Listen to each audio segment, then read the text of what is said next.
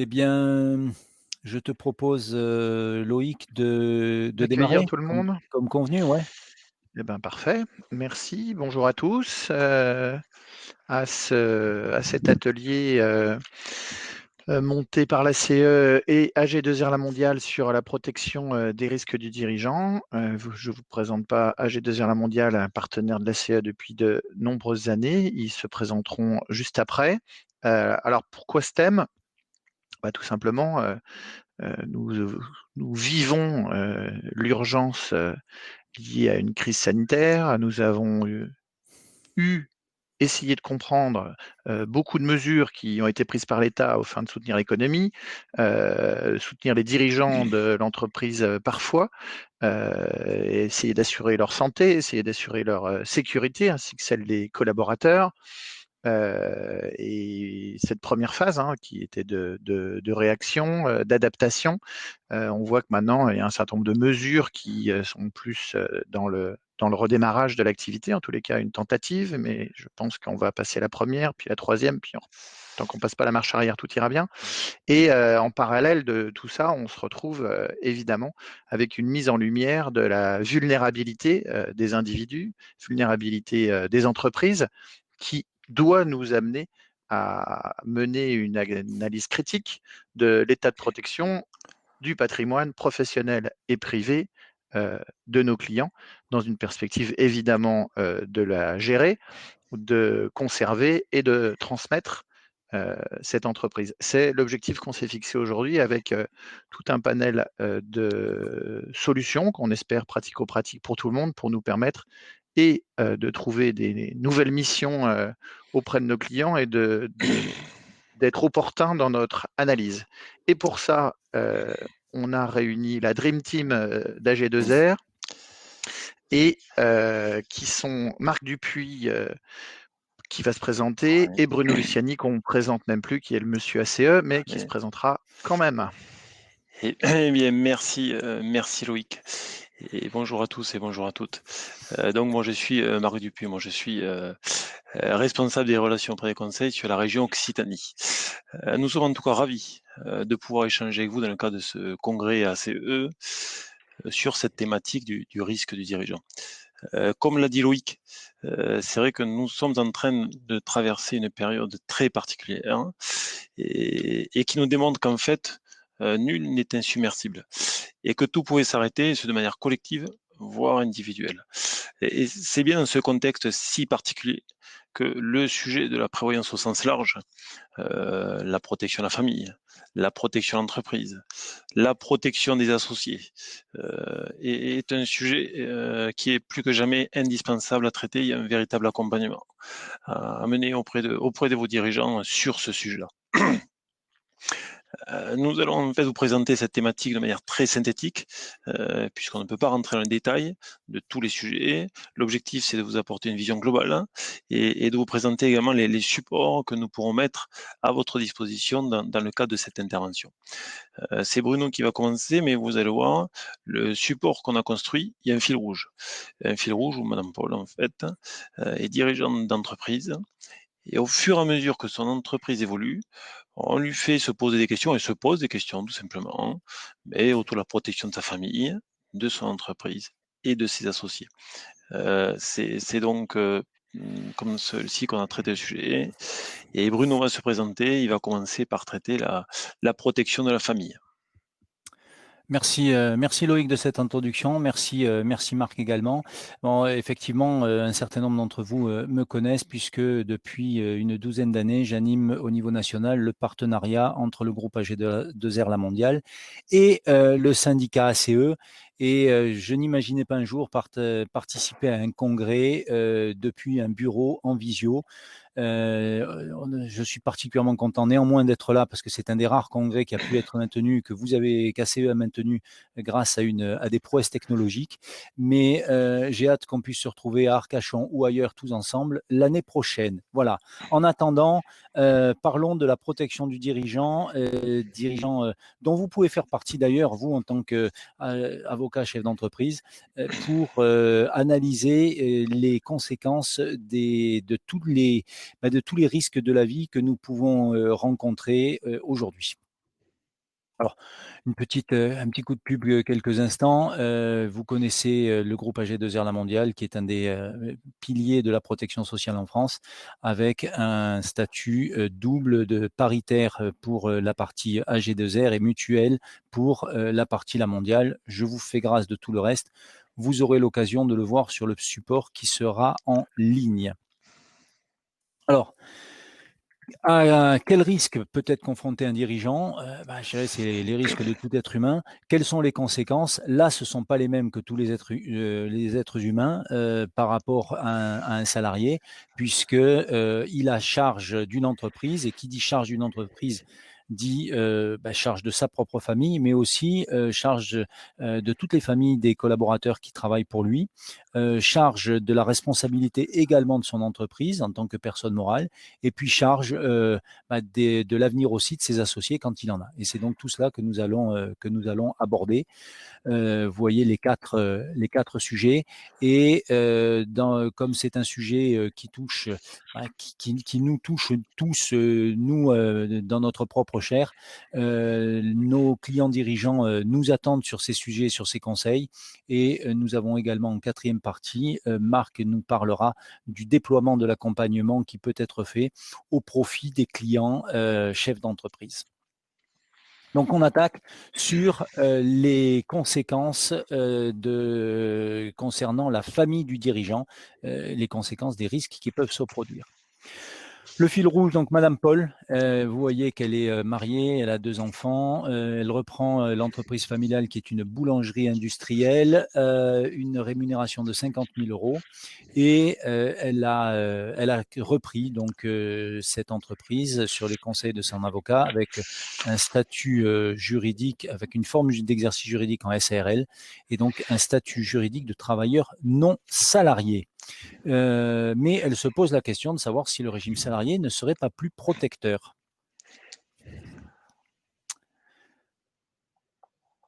Ce qu'elle a entendu dire. Tiens, d'ailleurs, Bruno, excuse-moi, j'en profite, Ouais, je te coupe, mais j'ai entendu dire qu'il existait en fait 13 régimes sociaux différents en France et que chacun avait ses spécificités, que c'était relativement complexe. Est-ce que tu peux nous en dire un peu plus et est-ce que surtout tu peux nous dire quels sont les points de vigilance qu'il peut y avoir sur ces différents régimes sociaux? Alors, bien sûr, Marc. D'abord 13, c'est un nombre, je les ai pas vraiment en tête, mais c'est un nombre qui, je pense, est largement supérieur si on intègre les régimes spéciaux. Mais il y a effectivement le régime des salariés, régime général, le régime des indépendants, qu'on appelle aujourd'hui la SSI, la Sécurité sociale des indépendants, l'ex-RSI. Et puis, il y a toutes les sections professionnelles des professions libérales, la CARMF pour les médecins, la CNBF pour les avocats, la CIPAV pour les architectes, etc., etc. Et en fait, chaque organisme va gérer tout ce qui relève de ses compétences en matière de retraite comme en matière de prévoyance. Alors, les points de vigilance, on va aller crescendo en regardant d'abord les garanties qui sont dues en cas d'arrêt de travail. Et donc, on a là ce que l'on appelle des prestations avec des indemnités journalières. Alors, une petite définition de l'indemnité journalière. Ce sont des sommes qui sont versées pour compenser tout ou partie du revenu lié à une incapacité temporaire totale de travail dans le cadre de son intégrité physique. On est bien tout au long de je le précise d'ailleurs tout de suite, tout au long de ce support, on va parler de prestations. Ce sont des prestations qui sont dues en cas d'arrêt de travail, en cas de problème de maladie et pas de fermeture administrative comme on a pu en entendre un petit peu parler ces derniers temps. 4 critères importants sont à retenir. Tout d'abord, le montant de l'indemnité pour savoir quel est le niveau qu'il assure par rapport au niveau de revenu. Et c'est vrai, quand on explique à quelqu'un qu'il va toucher 100 € par jour, on peut se dire que c'est énorme ou que c'est très, très faible, mais encore faut-il pouvoir le remettre par rapport à son revenu. On raisonne assez peu en revenu journalier aujourd'hui. Le délai de carence, qu'est-ce qui est prévu, qu'est-ce qui existe, la durée d'indemnisation, combien de temps on va être indemnisé, sachant qu'en France, il y a une durée légale d'un arrêt de travail temporaire total, c'est 3 ans ou 1095 jours, et puis le délai de franchise que l'on peut faire varier. Et tout cela, ça va dépendre de sa propre situation, de la situation de l'entreprise, parce que quelqu'un qui travaille tout seul n'aura pas forcément les mêmes besoins qu'un dirigeant d'un groupe structuré. Loïc, est-ce que tu veux évoquer un sujet, un point particulier sur les délais de carence ou franchise, par exemple? Le délai de carence surtout, oui, parce Oui. que on verra tout à l'heure quels sont les arsenals juridiques qui peuvent venir compléter cette protection, et notamment le délai de carence peut être organisé entre associés dans le cadre d'un pacte pour maintenir, par exemple, la rémunération pendant l'absence, pendant cette durée de carence, pour être sûr qu'il n'y ait pas de perte de revenus pendant ce délai, et après relayé par les indemnités journalières qui seront versées. Tout à fait. On a cet exemple, absolument, on a cet exemple souvent que les praticiens médicaux utilisent ou ont mis en œuvre avec un nombre d'actes qui sont offerts chaque jour par les associés au praticien qui est malade. Ça peut être 2, 3, 4, 5 actes, ce qui va permettre de compenser pendant un certain temps des revenus. Ouais, tout à fait. Et ça se structure, ça s'organise.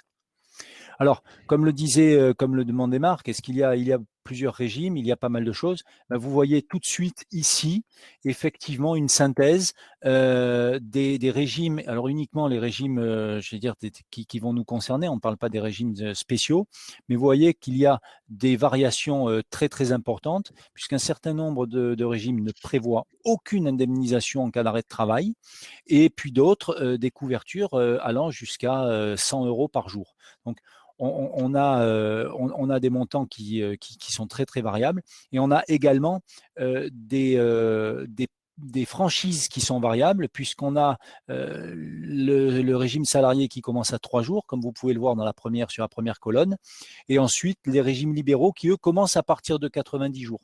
Et c'est pour ça d'ailleurs qu'il y a, par exemple, je prenais l'exemple des médecins, ces prestations et ces actes qui sont donnés à l'associé absent, en général, c'est pendant les 3 premiers mois, puisqu'ensuite intervient le régime professionnel. Donc, ce sont des dispositions qui existent, et vous voyez qu'on trouve vraiment de tout. Et encore faut-il savoir comment on est couvert par notre régime obligatoire.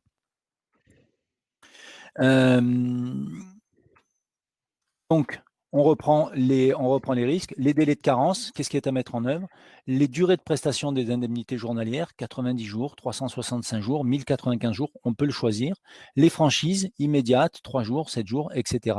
Et puis le niveau de garantie et son évolution. Est-ce que le niveau de garantie que l'on a mis en œuvre va évoluer automatiquement? Est-ce qu'il faut le faire évoluer si mon revenu augmente, si mon revenu diminue? Ce sont autant de questions à se poser et des points qui sont à faire assez régulièrement. Alors, pas forcément tous les ans, mais quand il y a une évolution dans le régime professionnel, ou quand il y a des évolutions fortes à la hausse comme à la baisse des revenus du dirigeant. Si on continue dans les risques, on a un deuxième risque qui n'est pas neutre. Heureusement, il est beaucoup plus rare, c'est le risque invalidité. Avec une définition. Donc, c'est une prestation qui est versée à tout assuré social qui perd partiellement ou totalement la capacité à exercer son activité. Et puis, il y a donc en fait 3 niveaux d'invalidité. L'invalidité partielle, pour laquelle la capacité au gain est partiellement amputée. L'invalidité permanente totale, donc qui dit bien ce que ça veut dire, on ne peut plus exercer une quelconque activité rémunérée. Et enfin, l'invalidité qu'on appelle absolue et définitive, c'est l'invalidité totale, c'est la deuxième, et qui se double de la nécessité d'avoir l'assistance d'une tierce personne pour effectuer les gestes de la vie courante. Vous imaginez bien la situation dans laquelle se trouve l'assuré social à ce moment-là. Alors, là encore, vous voyez qu'on a des très, très, très grosses variations entre les statuts de salarié et le statut de SSI. Alors, on les a entourés parce que ce sont les 2 statuts pour lesquels Madame Paul se pose la question. Mais vous voyez que tous les autres on a des variations quasiment de 1 à 6 suivant le régime dans lequel on se trouve. Et il faut véritablement, là encore, faire un point précis pour savoir où on est. Les points de vigilance, quel est le taux d'invalidité partielle si on est en invalidité partielle, puisque c'est à partir de là que va se déclencher ou pas des régimes obligatoires, mais aussi des régimes complémentaires. Est-ce que la prestation est une prestation forfaitaire ou fonction des revenus? Quelle est l'assiette du régime obligatoire? Si on prend par exemple le régime de la SSI, ce sont les 10 dernières années. Et donc, on imagine un exploitant individuel, un gérant majoritaire de société qui prend très peu de rémunération les 2 premières années parce que son exploitation ne le lui permet pas et est invalide la 3e année. Il aura un revenu qui sera jusqu'à la fin de sa carrière plutôt faible. Et puis, est-ce qu'on a des taux d'invalidité qui sont pondérés entre l'invalidité fonctionnelle et l'invalidité professionnelle ou uniquement des invalidités professionnelles qui sont prises en compte? Tout ça, c'est effectivement des sujets qui sont également à traiter et à aborder, à analyser.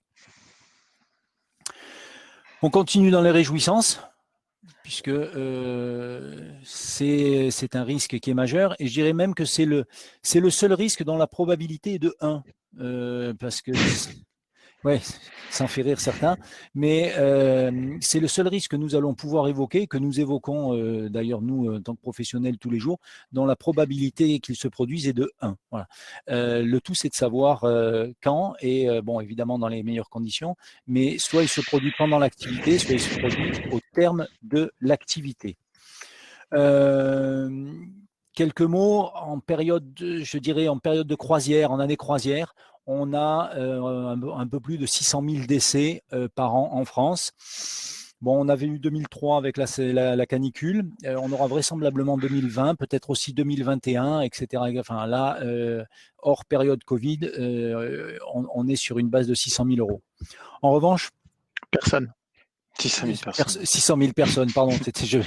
Merci, merci Loïc. Il y en a un qui suit. En revanche, il y a un sujet là qui effectivement nous concerne particulièrement, c'est 7000 entreprises par an qui disparaissent suite au décès de leurs dirigeants. C'est-à-dire que dans ces entreprises, le dirigeant n'a pu être remplacé et du coup, l'entreprise disparaît avec tout ce qu'on a évoqué tout à l'heure concernant l'économie, les familles qui vivaient de ces entreprises. Après, Bruno, excusez-moi, je me permets de te couper encore. Hein. Par rapport à ce que tu dis, il y a un autre chiffre moi, qui m'interpelle ici, parce que on est bien conscient par rapport à cette entreprise. Tu l'as dit que c'était un risque certain, le plus tard possible, mais c'est un risque certain.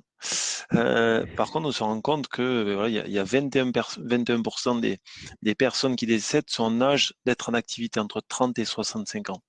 Ça veut dire qu'il y a des périodes dans la vie où on peut secourir pour le décès, d'autres on ne peut pas secourir. Et c'est vrai que tant qu'on a une activité professionnelle, notamment pour vos dirigeants d'entreprise, c'est des périodes où ils peuvent assurer ce risque. Et quand on voit ces chiffres, bon, malheureusement, ça n'arrive pas qu'aux autres, c'est pas parce qu'on mais on se rend bien compte que la probabilité, certes, elle n'est pas énorme, mais il y a une probabilité et il y a un vrai sujet d'accompagnement, vous le savez, à mener avec vos dirigeants sur ce sujet. Et quand on voit les conséquences qu'il peut y avoir, notamment au niveau des entreprises, on y reviendra tout à l'heure, notamment avec toutes les questions de la protection à l'entreprise. Absolument. Merci Marc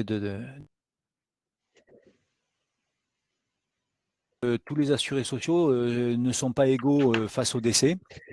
Un salarié, quel que soit son salaire, un dirigeant du CAC 40 assimilé salarié, en cas de décès, sa famille percevra de la part du régime général, donc de la sécurité sociale, la rondelette somme de 3 472 euros, quand la veuve d'un notaire percevra, elle, 100 000 euros.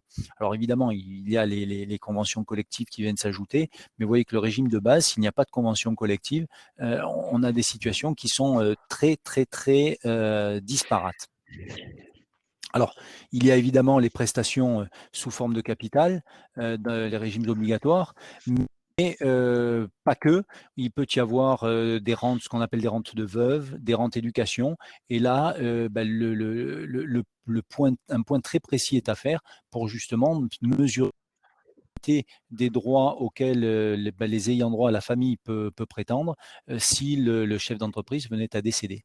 Et donc, il y a une véritable analyse sur le montant du capital nécessaire pour maintenir des revenus, en tenant compte bien évidemment des capitaux qui sont par ailleurs présents, une maison, la valeur d'une entreprise, des biens qui peuvent être utilisés pour générer des revenus. Voilà. Donc, il faut regarder tout ce qu'il y a, évaluer les besoins et mettre en œuvre les solutions en conséquence. Donc effectivement, première idée reçue. Et première idée reçue, je te coupe encore, mais non, mais Je t'en c'est vrai prie. que moi, la lecture de ces graphiques que tu nous as montrés, il y a un élément qui m'interpelle, c'est que j'ai véritablement l'impression que je ne serais pas moins bien couvert aujourd'hui si je cotise au SSI que si je cotise au régime général. Est-ce que tu peux me le confirmer? Parce que véritablement, il y a une idée reçue, je pense, sur le niveau de couverture du SSI qui est souvent décrié, mais on se rend compte que, notamment par rapport aux prestations du régime général, il n'est pas si mauvais que ça, ce régime. Est-ce que tu peux nous en dire un petit peu plus, s'il te plaît? Alors, effectivement, on va vite le voir. C'est une idée reçue parce que les idées ont la vie longue, ont la vie dure. Et la situation que tu évoques d'absence de couverture des indépendants, c'était une réalité il y a 20 ans. Il n'y avait pas d'indemnité journalière pour les artisans, les commerçants. Il y avait très très peu de capitaux d'essai. Et en 20 ans, eh bien, on a vu la situation se retourner. Et quand je dis la situation se retourner, voici la prévoyance d'un régime de base pour un gérant assimilé salarié, pour un gérant majoritaire. Donc, vous voyez sur le tableau de gauche, pour Madame Paul, elle a des indemnités journalières en cas d'arrêt de travail de 45 € par jour. C'est le maximum qui peut être apporté par un salarié. Dans le même temps, si Madame Paul est gérante majoritaire, alors à partir du 8e jour, c'est une franchise qui est légèrement supérieure, mais le montant maximum est de 56 €. Donc c'est près de 25% de plus. Donc quand un travailleur indépendant dit, et on l'entend encore souvent, moi de toute façon les indépendants on n'a droit à rien, et bien, par rapport à un salarié, il a le droit à plus, sauf qu'il ne le sait pas. L'invalidité, c'est exactement la même chose. Les régimes ont été fusionnés il y a quelques années et on a aujourd'hui exactement les mêmes prestations qui sont organisées pour un salarié ou un travailleur indépendant. Et ensuite, le décès, vous voyez, le décès, alors c'est peut-être pas des sommes qui sont extraordinaires, mais en l'occurrence, Madame Paul, en cas de décès en tant que gérante majoritaire, a près de 3 fois le capital qui lui serait versé, enfin qui serait versé à ses ayants droit si elle était salariée. Donc, il y a une meilleure couverture de base quand on est gérant majoritaire.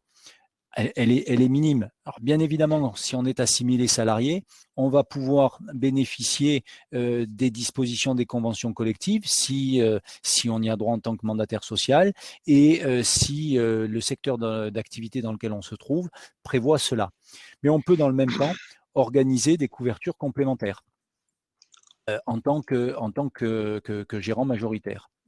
Donc, si on regarde une couverture de cadre apportée qui va permettre à Madame Paul de maintenir ses revenus en intégralité, d'avoir des capitaux d'essai d'un certain niveau, eh bien, on peut fabriquer exactement la même chose, c'est dans le tableau de droite, pour Madame Paul, gérante majoritaire, avec les mêmes indemnités journalières, les mêmes rentes d'invalidité et les mêmes capitaux d'essai. Et vous voyez que le coût est sensiblement le même. Donc, ça, c'est un élément qui est particulièrement important. La couverture d'un gérant majoritaire ne va pas coûter vraiment beaucoup plus cher que celle d'un travailleur assimilé salarié. Je rajouterais même que certaines conventions collectives vont mettre en œuvre des dispositifs tels que des rentes éducation. C'est très bien, mais si je suis dirigeant salarié, assimilé salarié, sans enfant, célibataire sans enfant, devoir cotiser comme l'ensemble du personnel à un dispositif qui ne va me servir à rien, c'est un petit peu dommage. Il y en a déjà suffisamment, c'est pas la peine d'en rajouter un autre. Alors que quand je suis gérant majoritaire, si je n'ai pas d'enfants, eh ben, je ne mets pas de rente éducation. Si au contraire j'ai des enfants et que c'est un sujet qui m'interpelle, je vais pouvoir le mettre. Donc on va avoir beaucoup plus de souplesse. Attention, je ne suis pas en train de dire que seule la SARL a droit de citer, mais d'un point de vue souplesse de l'organisation des régimes, la SARL présente des avantages certains par rapport au statut, enfin en tout cas la gérance majoritaire de SARL par rapport au statut salarié. Tu veux dire maintenant qu'il y a un pilotage plus fin de la protection sociale, c'est ça? Complètement, puisque le gérant majoritaire est seul gérant, ou plusieurs ou co-gérants avec d'autres gérants, mais s'il est président d'une SAS, pour prendre cet exemple-là, et qu'il a 3 cadres, eh ben, il va devoir mettre en place un dispositif pour les cadres, et ce dispositif s'appliquera à lui, que ça lui plaise ou non, et s'appliquera à l'ensemble des cadres de la même manière. Donc on a quelque chose de collectif, et si on a envie de bâtir un dispositif véritablement pour soi, on ne peut pas, sauf à mettre en œuvre des solutions qui vont être coûteuses parce ça va être assimilé à des avantages en nature, donc assujetti à charges sociales, voire à impôts, alors que quand on est gérant majoritaire, on peut l'organiser véritablement comme on veut. Et dernier point, je parle là encore uniquement de l'aspect coût de la comparaison entre un gérant assimilé salarié et un gérant majoritaire. Vous voyez que pour la rémunération nette à payer de Madame Paul de 50 000 €, c'est ce qu'on voit sur la dernière ligne du tableau en bas, sur la gauche, le net à payer et la rémunération à déclarer, eh bien, on a un delta de coût de près de 17 000 €. Le statut salarié coûtera, par toutes les charges sociales, que j'appellerais plutôt même des taxes sociales, coûtera près de 17 000 € de plus par an.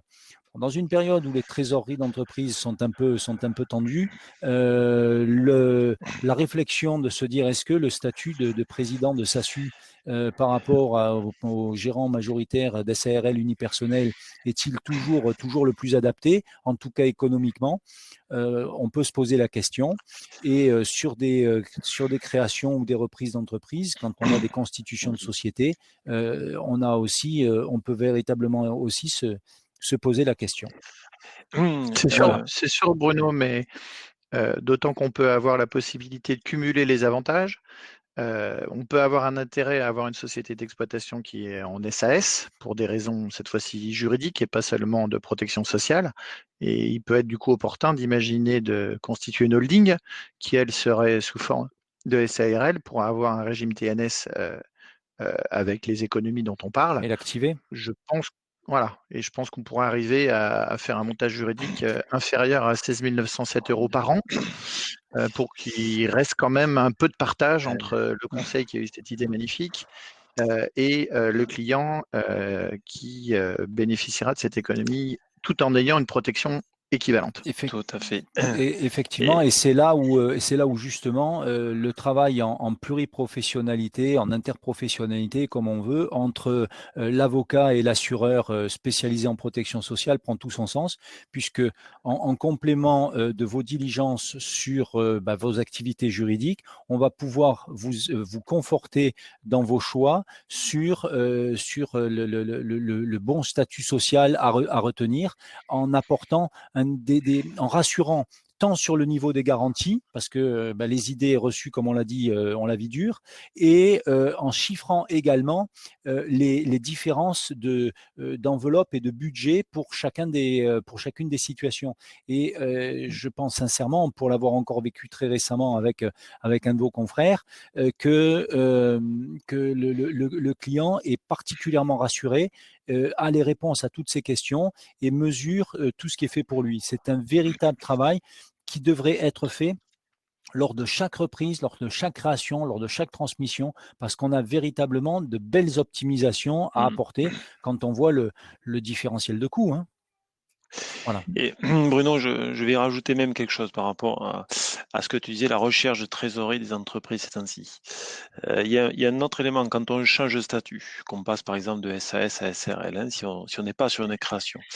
L'autre avantage, c'est que la première année, même la deuxième année, on est sur des appels de cotisation qui sont forfaitaires, qu'il faut certes rembourser derrière, hein, il faut provisionner ses charges, mais ça peut permettre, quand on est sur une base d'appel de cotisation de 6 000 €, d'avoir la première année un niveau de charge sociale très bas. C'est quelque part un PGE avec un taux d'intérêt zéro.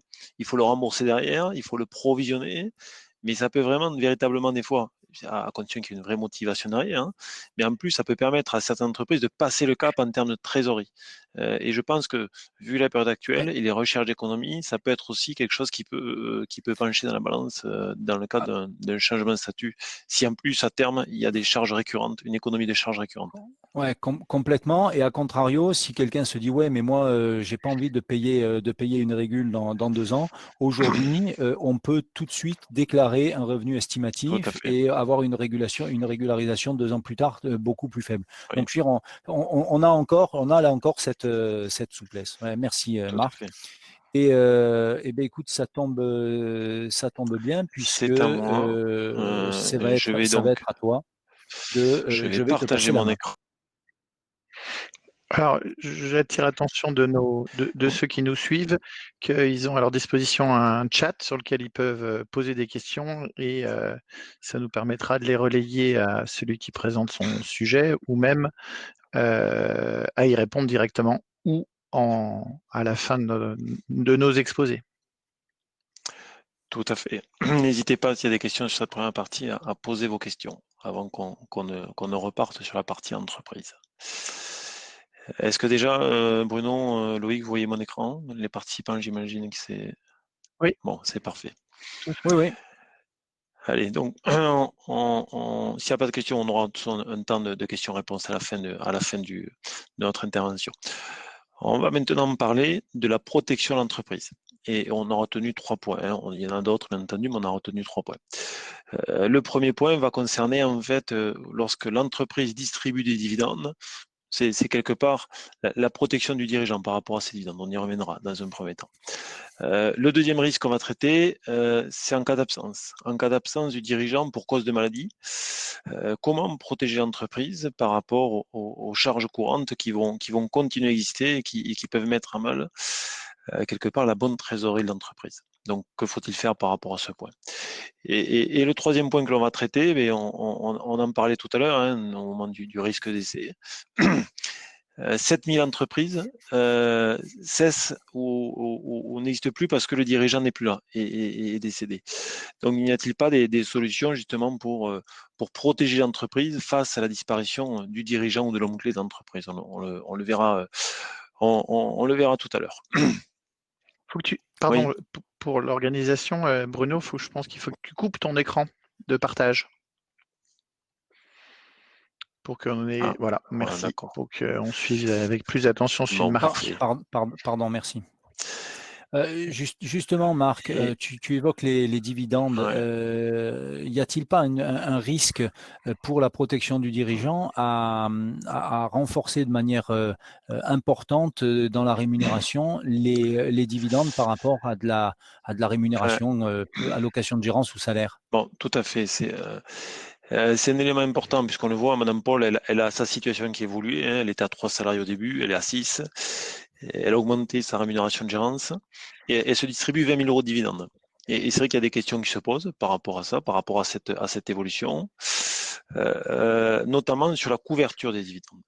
Ce qu'il faut savoir, c'est que les contrats de prévoyance, de manière générale, couvrent bien la rémunération du travail.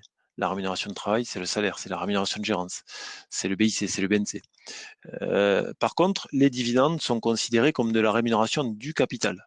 Et c'est vrai que cette rémunération du capital, ben, on se pose la question, comme tu l'as dit Bruno, et c'est tout à fait légitime, qu'est-ce qui va se passer si aujourd'hui le dirigeant qui se distribue des dividendes, alors il y a les dividendes qui sont des dividendes exceptionnels, c'est de manière exceptionnelle qu'une distribution, cela c'est pas forcément nécessaire de les couvrir parce que c'est quelque chose qui a été fait une année qui ne sera plus fait forcément l'année après.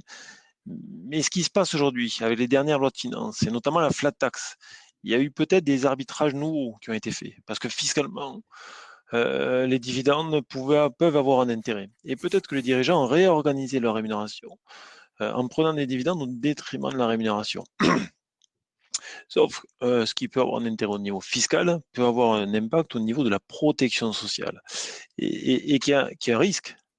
Mais ce risque, c'est que majoritairement les dirigeants tout de même ont conscience qu'il faut se couvrir pour la prévoyance et pour la rémunération contre cette rémunération du travail, mais que les dividendes ne rentrent pas dans ce dispositif-là, hein, et qu'il faut mettre en place une couverture spécifique.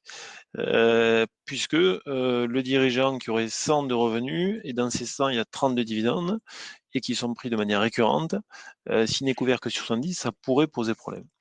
Alors je vous rassure, il y a un risque, mais si on est là aussi, c'est pour évoquer des solutions. Et il y a une solution qui existe. Chez nous, ça s'appelle prévoyance forfaitaire pro, mais peu importe, elle s'appellera d'une manière différente chez quelqu'un d'autre. Mais c'est pas le sujet. Mais c'est qu'il y a une couverture qui existe. Ce qui est important, c'est que c'est une couverture personnelle, qui est financée à titre personnel par le dirigeant. Et que ce contrat, il n'est pas déductible, il est souscrit par l'assuré. Et que il bénéficiera de cette prestation en cas justement de sinistre. Donc, c'est bien le dirigeant qui doit s'assurer à titre personnel pour être couvert par rapport à ce point-là.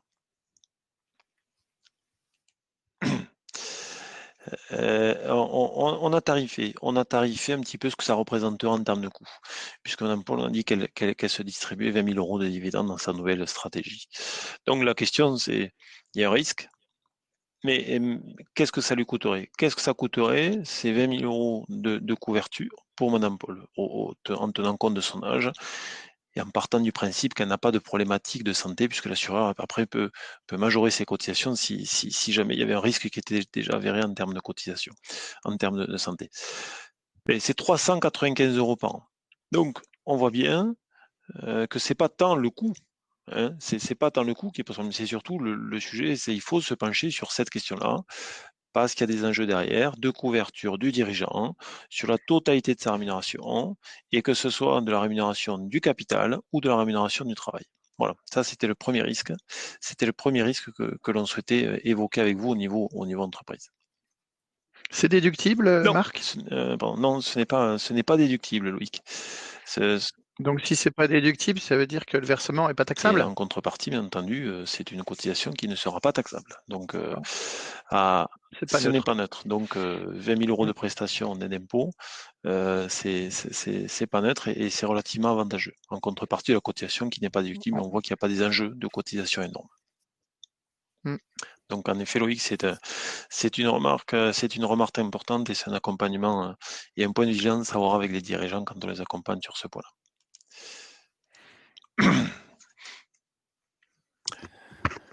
On a un deuxième risque que l'on va traiter et qui est d'actualité. C'est si le dirigeant est en arrêt de travail. On l'a vu, si le dirigeant est en arrêt de travail, il faut qu'il pense à se couvrir pour ses revenus, hein, avec son contrat de prévoyance, pour la rémunération du travail, pour la rémunération du capital.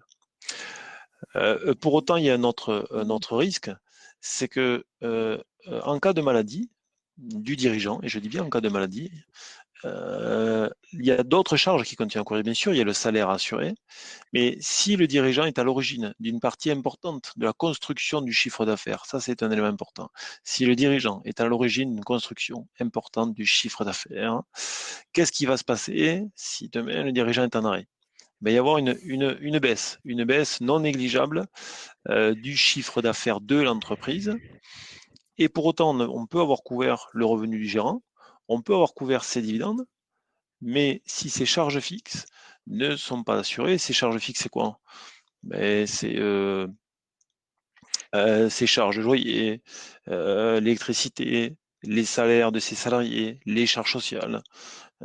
Ça veut dire qu'il y a un certain nombre de charges fixes qui continuent à courir et ne pas protéger, ne pas couvrir ces charges fixes en cas d'arrêt du dirigeant pour cause de maladie, mais ça pourrait tout simplement mettre en péril la bonne trésorerie d'entreprise et ça pourrait mettre en péril tout simplement la pérennité de l'entreprise.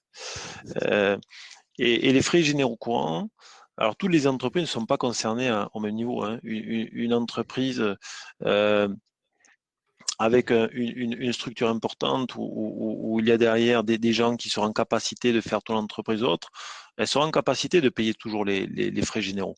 Par contre, une entreprise où on a un dirigeant qui est à l'origine d'une partie importante du chiffre d'affaires, le fait qu'il soit pas là, il y a automatiquement un chiffre d'affaires qui va diminuer. Ça peut valoir pour certains artisans, ça peut valoir pour des professions médicales. On prend un chirurgien dentiste, par exemple, qui, s'il est en arrêt, certes, il a beau être couvert au niveau de prévoyance, mais il y a peut-être son assistant ou son assistante à payer, il y a les loyers, il y a un remplaçant à payer éventuellement, il y a l'allocation de son matériel qui coûte cher et il ne faudrait pas que ces garanties de prévoyance servent simplement à payer les charges courantes. Donc, il y a un véritable risque et c'est important, et on le voit à ce temps-ci, hein, quand tout s'arrête, on voit bien que les charges continuent à courir. Ne pas confondre les contrats frais généraux à contrats perte d'exploitation pour catastrophes naturelles, pour risques sanitaires autres, qui sont deux contrats différents. Là, on parle des contrats frais généraux pour cause d'absence du dirigeant pour maladie. Un dirigeant qui aurait été... Tu veux dire que celui-là, il fonctionne par rapport à celui de la perte Et d'exploitation? tout à fait, ça fait un peu débat, non, mais ça fait un petit peu débat parce c'est pas notre, non, on peut en parler librement, c'est pas notre cœur de métier, mais je veux dire, ça a fait débat un petit peu dans l'actualité pour pas mal de gens qui sont retrouvés avec des pertes d'exploitation qui n'étaient pas indemnisées. Là, le dirigeant qui aurait été en arrêt pour le Covid, qui est en arrêt, par exemple, qui a été en réanimation, qui a été arrêté pendant 3 mois, par exemple, s'il a arrêté 3 mois, Covid ou pas Covid, si c'est une maladie, si c'est quelle que soit la cause, à partir du moment où c'est une maladie, qu'il est en arrêt, il sera indemnisé. Donc, on parle bien de la protection du dirigeant pour cause de maladie, mais c'est important parce que c'est à pas confondre perte d'exploitation et contrats frais généraux. Mais il y a un vrai sujet et en fait, la période qu'on traverse, et tout le monde s'est bien rendu compte que quand ça s'arrêtait, qu'il n'y avait plus de chiffres, il y avait des charges qui continuaient à courir et c'est tout le problème aujourd'hui. Bon, on parle de risque, mais en face, l'avantage, c'est qu'il y a des solutions. Alors, bien entendu, la solution, c'est la couverture des frais généraux. On l'a dit, l'idée, c'est de protéger l'entreprise. C'est l'entreprise qui va payer cette cotisation et elle serait bénéficiaire de la prestation. Là, c'est pas le dirigeant, c'est l'entreprise qui est bénéficiaire de cette prestation. C'est pareil, il y a un point d'accompagnement sur le choix de la fiscalité. Est-ce que j'ai une cotisation qui est déductible à l'entrée avec une franchise réduite et des prestations qui seront imposées de manière plus faible? Ou est-ce que j'ai une cotisation qui sera déductible à l'entrée? Ça sera une cotisation qu'on appelle en clé, mais qui fait que la franchise, par contre, sera plus longue. Elle peut aller jusqu'à 90 jours. Donc, il y a un choix à faire quand on souscrit ce genre de solution et il faut se poser à côté du dirigeant pour regarder quelle est la solution optimale en fonction de sa situation et en fonction de la trésorerie de l'entreprise et sa capacité à passer le cap si l'entreprise devait s'arrêter pour aussi avoir une baisse de chiffre d'affaires suite à l'arrêt de travail du dirigeant. Toujours dans le même esprit, on a chiffré, on a tarifé. Là, Madame Paul, elle a estimé que à la lecture de son compte de résultat et de son bilan, il y avait 40 000 € à peu près de frais généraux à couvrir. Bon, mais ces 40 000 €, ça coûte environ 800 € par an au niveau de l'entreprise. Donc, on voit bien qu'encore une fois, c'est pas tant la cotisation, mais c'est se poser la question. C'est se poser la question et on le sait, les dirigeants aujourd'hui sont sensibles sur ces sujets-là, puisque on a été tous conscients ces temps-ci de ce qui pouvait se passer quand ça s'arrêtait. Voilà le deuxième risque qu'on souhaitait traiter au niveau entreprise. Le troisième risque. Bruno, oui. Excuse-moi de t'interrompre. Le troisième risque, donc tu avais évoqué effectivement en arrêt de travail. On a parlé tout à l'heure des risques, donc c'est de l'arrêt de travail temporaire, mais en cas d'arrêt de travail plus long ou en cas de décès, comment justement, quelles sont les solutions qui peuvent exister pour que l'entreprise se couvre également? Tout à fait, Bruno. Alors, il y a... Vous avez un petit côté Thierry Roland et Jean-Michel Larquet, messieurs, je vous félicite. C'est ça, c'est des années de... c'est des années de... C'est un vieux couple. En effet, il y a un risque, on l'a vu tout à l'heure, 7000 entreprises qui s'arrêtent suite au décès du dirigeant. Il y a un vrai sujet, il y a un vrai risque à ce niveau-là. Et tout le monde n'a pas forcément conscience parce que quand le dirigeant n'est plus là, malheureusement, on le verra, mais c'est le dirigeant, mais ça peut être aussi une tierce personne. Il y a bien sûr sa situation, sa protection à lui, la protection de sa famille, mais il y a aussi une entreprise derrière. Et il y a un enjeu social derrière, avec des salariés qui sont présents, des familles qui sont également derrière présentes parce que il y a un certain nombre de salariés d'entreprise. Il y a également derrière des repreneurs qui peuvent le conjoint, qui peuvent les enfants. Il y a des il y a des associés qui travaillent avec ce dirigeant. Et si quelque part l'homme clé de l'entreprise, on va voir, l'homme clé c'est pas forcément le dirigeant. Si l'homme clé n'est plus là, soit pour invalidité, soit pour décès, il y a tout simplement un risque sur une baisse conséquente du chiffre d'affaires de l'entreprise. Et qu'il faut se poser sur ces sujets-là. Tiens, à ce sujet, je vais vous faire une petite anecdote. Je discutais l'autre fois avec un client à moi et on était avec son conseil et on évoquait ces sujets-là. Il dit, mais tiens, c'est intéressant que vous évoquez ce sujet-là. Parce que j'ai eu une vraie prise de conscience il y a pas longtemps et ça m'a un peu perturbé, et c'est intéressant qu'on en parle parce que je me suis rendu compte que je gère 15-20 salariés et que toute l'entreprise repose sur mes épaules. Et au-delà de moi, s'il m'arrivait quelque chose, je me suis rendu compte que tout s'arrêtait. Tout pouvait s'arrêter pour les gens que je connais. C'est vrai que je connais depuis 15 ans, 20 ans, avec les familles, avec les enfants qui peuvent reprendre. Et c'est vraiment quelque chose qui peut être un petit peu angoissant et c'est un vrai sujet. La protection de l'homme clé au sein de l'entreprise. Parce que s'il n'est plus là, ben forcément, le temps que l'entreprise s'organise, il peut y avoir des conséquences au niveau du chiffre d'affaires. Et sur l'onglet, il y a deux questions à se poser parce que je parlais du chef d'entreprise, mais l'onglet s'appelle le chef d'entreprise, mais ça peut être aussi une tierce personne. Donc la première question à se poser, c'est qui est l'onglet au sein de l'entreprise? Ça peut être un ingénieur, ça peut être le commercial qui représente 50% du chiffre d'affaires. Voilà. C'est qui est l'onglet? Et la deuxième question, et là on a besoin de vous, on a besoin des conseils pour travailler là-dessus, c'est combien il vaut cet onglet? Est-ce qu'il vaut 50 000? Est-ce qu'il vaut 100 000? Est-ce qu'il vaut 200 000? Là, il y a un travail de concertation, d'interprofessionnalité à mener pour savoir à quel niveau il faut couvrir et protéger cet onglet pour tout simplement assurer la bonne pérennité et la bonne survie de l'entreprise s'il arrive un sinistre à cet onglet. Bon, il y a des solutions qui existent, bien sûr. Il y a un contrat homme-clé, ça s'appelle un contrat homme-clé. L'homme-clé, c'est certes une fiscalité. La fiscalité, c'est-à-dire que les cotisations sont déductibles, hein, elles sont déductibles. La contrepartie, c'est que par contre, la prestation, elle, c'est un produit exceptionnel. Possibilité fiscalement de l'échelonner sur 5 ans. Donc ça, c'est une bonne chose. Mais c'est un produit exceptionnel qui va être fiscalisé. Et par contre, c'est l'entreprise qui est bénéficiaire de la prestation. C'est bien l'entreprise qui est bénéficiaire. Il n'y a pas de clause bénéficiaire à écrire. C'est automatiquement l'entreprise qui est bénéficiaire de cette prestation. Et après, c'est un contrat avec un capital d'essai. Dans la même logique et dans le même esprit que depuis le début, on a chiffré, on a tarifé pour Madame Paul cette tarification puisqu'on avait estimé que la bonne couverture pour elle, c'était 200 000 euros. Bon, mais on voit qu'en fonction de son âge, on a une solution qui permet par tranche d'âge et par tranche de 100 000 euros de couvrir et que dans son cas de figure, on serait sur une cotisation à 40 ans de 222 euros. Si elle avance dans l'âge, ça sera un peu plus onéreux. Mais tout simplement pour dire que, encore une fois, c'est pas tant la question du coût, c'est surtout la question de se poser les bonnes questions. Et c'est ça aujourd'hui, c'est se poser la bonne question sur la protection de cette entreprise au travers de la couverture de l'onglet. Alors, sur la partie fiscale, Marc, pardon de te couper, il y a un double effet, j'imagine, donc, oui. Puisqu'il y a la taxation du capital qui est reçu. En face, on n'a plus la charge de la rémunération du dirigeant, enfin de l'homme clé, puisque par définition, il est mort.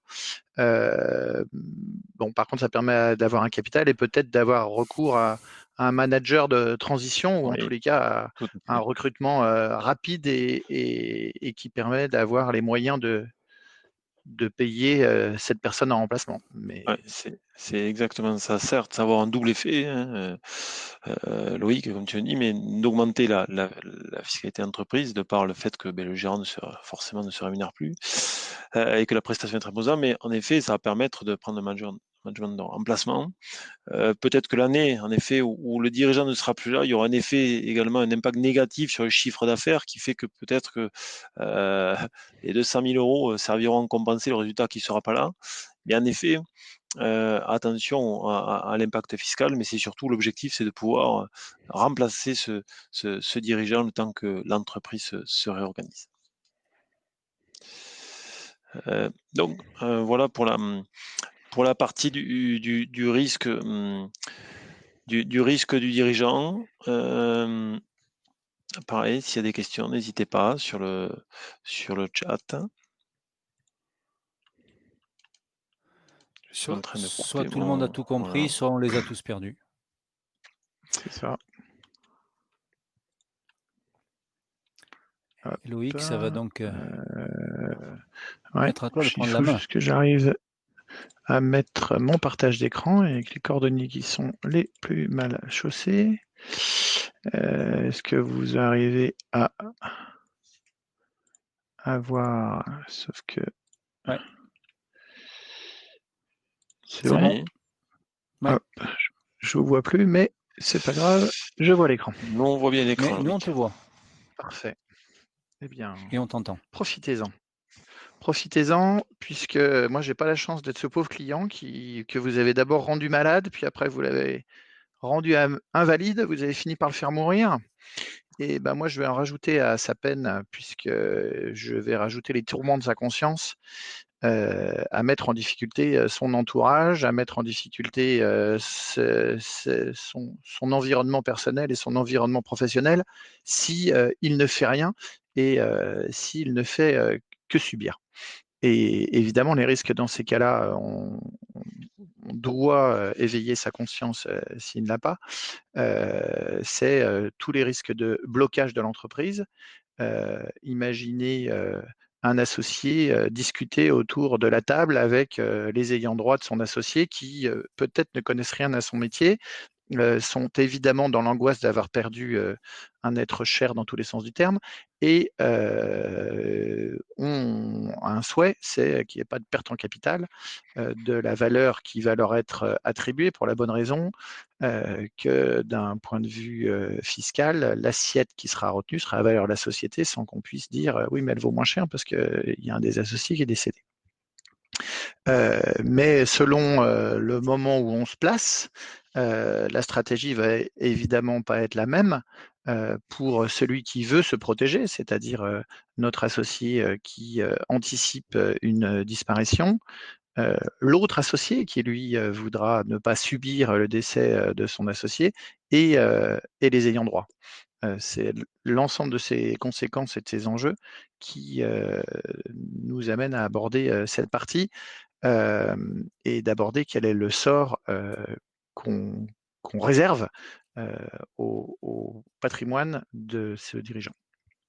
Alors, que se passe-t-il en cas de décès? Là, on a prévu le décès brutal du dirigeant, puisque finalement, ne nous gênons pas dans les hypothèses. Qu'est-ce qui se passe si on n'a rien prévu?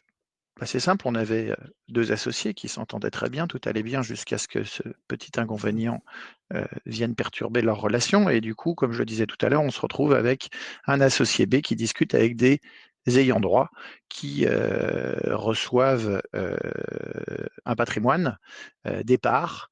Reste à savoir si avec les parts, ça entraîne une perte du pouvoir pour l'associé B s'il en avait, l'impossibilité pour lui de le recevoir, puisque ce sont les ayants droit qui, dans leur escarcelle, retrouvent et le patrimoine professionnel et le pouvoir.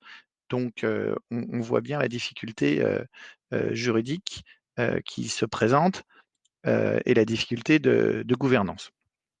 Les ayants droit vont se retrouver en face d'un mur qui s'appelle les droits de succession et peut-être, si l'associé B était majoritaire, avec la possibilité d'exercer des droits de vote ce qui peut un tout petit peu gêner notre associé B dans sa conquête du pouvoir. Alors, une première des solutions qu'on vous propose d'aborder, c'est la garantie d'essai croisé, qui est finalement une autre possibilité de résoudre le problème de la disparition de l'associé A, une autre possibilité, puisqu'on en a finalement déjà abordé une qui était l'assurance somme clé, qui en soi peut être une solution de donner à la société du capital pour procéder à une réduction de capital de l'associé A, tout plus exactement de ses ayants droit, même si on voit que fiscalement, ça a un coût significatif, mais pourquoi pas. Donc cette garantie d'essai croisé entre associés, elle va avoir un mécanisme de transmettre à l'associé B tout ou partie des moyens pour racheter aux ayants droit de l'associé A les titres, peut-être pour permettre aussi à l'associé B dans un second temps de prendre le temps de retrouver son nouvel associé, qu'on a avec beaucoup de poésie dénommé associé C. Voilà à quoi ça sert. Avant de rentrer dans le détail, je voudrais qu'on fasse un focus sur alors le schéma, je vous laisse évidemment sur la clause bénéficiaire, mais peut-être qu'on peut commencer par ça. Non, c'était pas Marc, je crois que c'était Bruno qui allait nous faire un petit focus sur la clause bénéficiaire. Alors, effectivement, sur la clause bénéficiaire, si tu veux bien, me remettre Te mettre au bon endroit.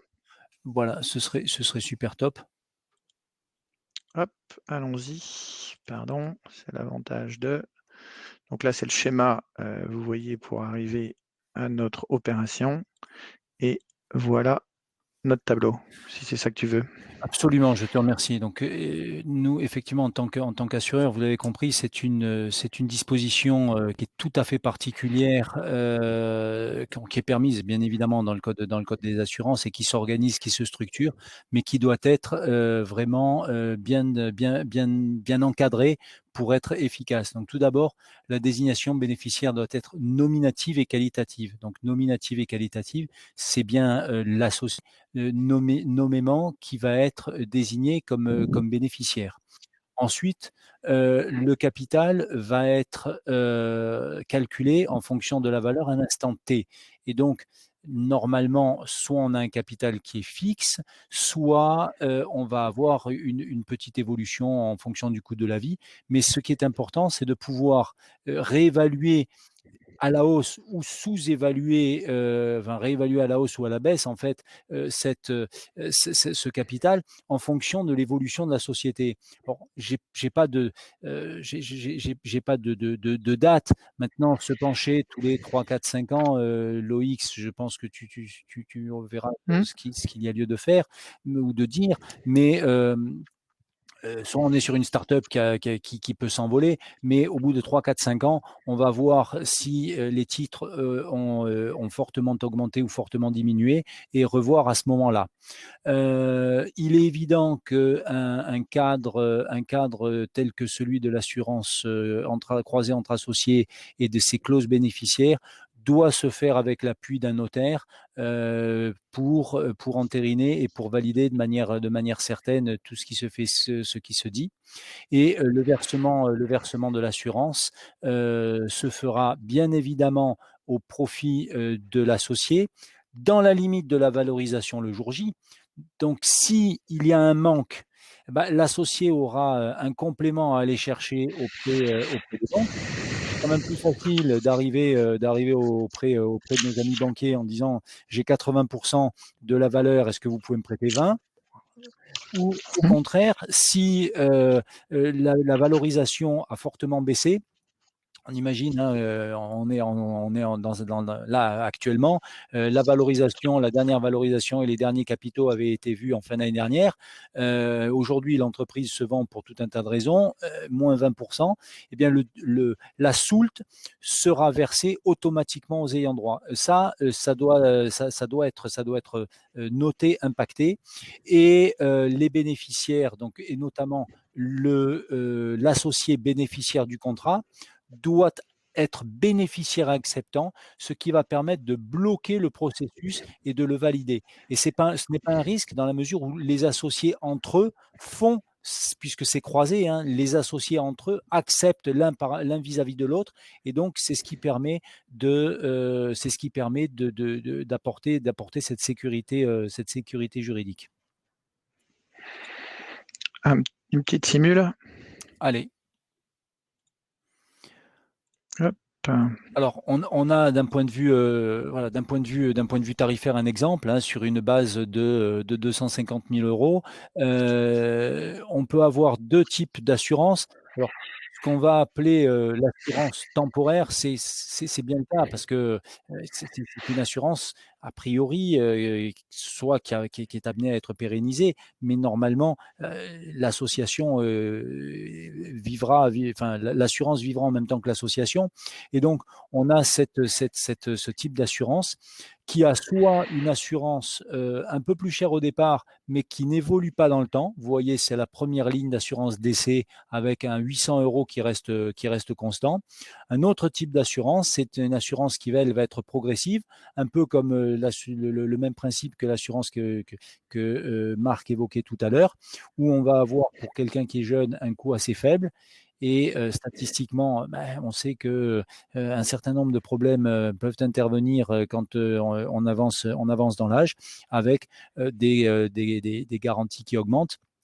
On a laissé 75 ans, mais on trouve, parce que c'est peut-être un peu extrême, mais on trouve quand même aujourd'hui des associés qui peuvent être des associés majoritaires, qui restent dans l'entreprise et qui ont plus de 75 ans.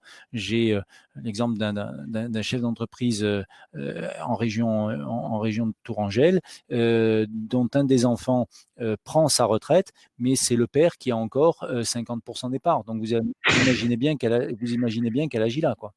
Et là, le jour où il décède, lui, l'entreprise s'est bien développée. Le jour où il décède, on risque d'avoir un vrai problème. Là, en l'occurrence, pour la 3e génération qui est en train de rentrer et de s'associer, et qui n'a pas vraiment les revenus et ni les dispositions financières pour acquérir aisément des parts. Voilà. Alors, c'est une prestation qui est personnelle à chacun. Alors, Hein. effectivement, chacun va souscrire un contrat en son nom sur les capitaux qu'il détient, au profit d'un tiers, donc associé.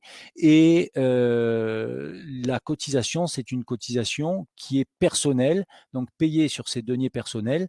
Alors, elle pourrait être payée par l'entreprise sous forme de tiers payeur.